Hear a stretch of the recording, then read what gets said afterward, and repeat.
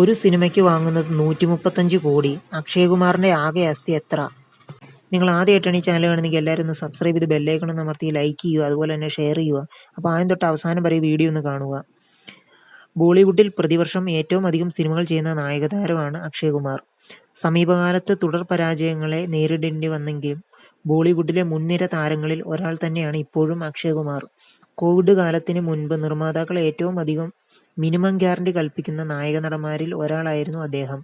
Hindi cinema ലോകത്തെ ഏറ്റവും അധികം പ്രതിഫലം വാങ്ങുന്ന താരങ്ങളിൽ ഒരാളുമാണ് അദ്ദേഹം. ഏറ്റവും പുതിയ കണക്കുകൾ അനുസരിച്ച് ഒരു ചിത്രത്തിന് അക്ഷയ് വാങ്ങുന്നത് 135 കോടിയാണ്.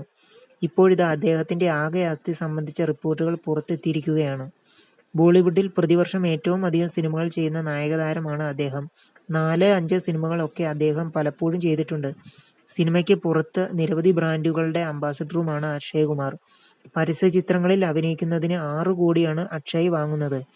അഭിനയം കൂടാതെ ഹരി ഓം എന്റർടൈൻമെന്റ്, അന്ന ബാനറുമായി നിർമ്മാണ രംഗത്തും താരത്തിന്റെ സാന്നിധ്യമുണ്ട്. മുംബൈ ജുഹുവിലെ ബംഗ്ലാവ് അടക്കം നിരവധി വാസസ്ഥലങ്ങളുമുണ്ട് അദ്ദേഹത്തിന്. ജുഹുവിലെ ബംഗ്ലാവിന് മാത്രം 80 കോടി വരുമെന്നാണ് ഹൗസിംഗ് .com റിപ്പോർട്ട് ചെയ്തിരുന്നത്.